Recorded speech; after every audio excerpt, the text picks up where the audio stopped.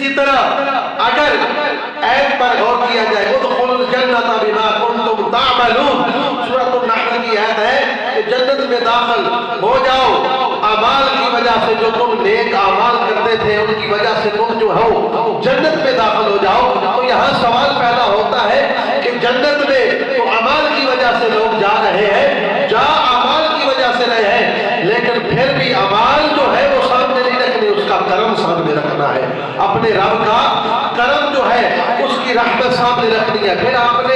یہاں اس اللہ کے ولی نے اپنی کتاب میں یہ مثال دی ہے، مثال دے کے سمجھایا ہے کہ ایک بندہ اپنے بیٹے کو کہتا ہے یہ 1000 روپیہ لے جا، وہ سائل وہ بنتا ہے اسے دے گیا، بچہ اٹھا 1000 روپیہ لیا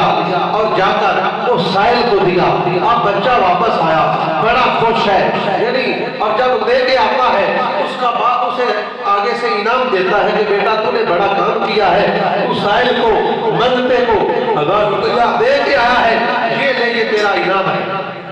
اب یہاں بات سوچنے کی یہ ہے کہ 1000 روپیہ دیا باپ نے ہے، اس 1000 روپے کا مالک وہ باپ ہے، بھیجنے والا بیٹے کو باپ ہے، اور سائل کے دینے کی نصیحت کرنے والا پیچھے باپ ہے، اور بیٹے کو کس چیز کا انعام دے رہا ہے؟ بیٹے کو کس چیز کا انعام دے رہا ہے؟ یہی مثال دے کر سمجھایا کہ اللہ رب العزت جو ہے یہ وہ ذات ہے، ہمارے پاس جو کچھ بھی ہے یہ اسی کا ہے، اگر ہم اس کے گھر میں آئے اس کی بارگاہ میں سجدہ ریز ہوئے یہ بھی اس کا کرم ہے، اور ہماری رگوں میں یہ جو خون گردش کر رہا ہے، جو ہمیں اٹھا کر ہمیں جلا کر مسجد میں لے آیا، ہم سے کوئی نیک عمل کروایا، یہ بھی خون بھی رب کا، اس کی بارگاہ میں سجدہ ریز ہونے کی توفیق بھی رب کی ہے، اور یہ بھی اس کا انعام ہے کہ سارا کچھ ہے اس کا،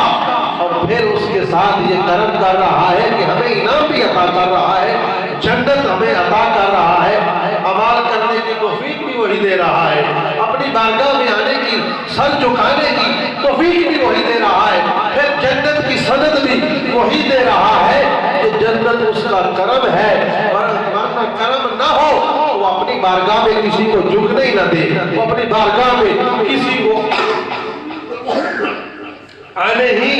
نہ دے۔ اس لیے بندہ مومن جو ہے وہ ہر لحظہ ہر لمحہ اپنے رب کا جو ہے وہ شکر ادا کرتا رہے۔ اسی طرح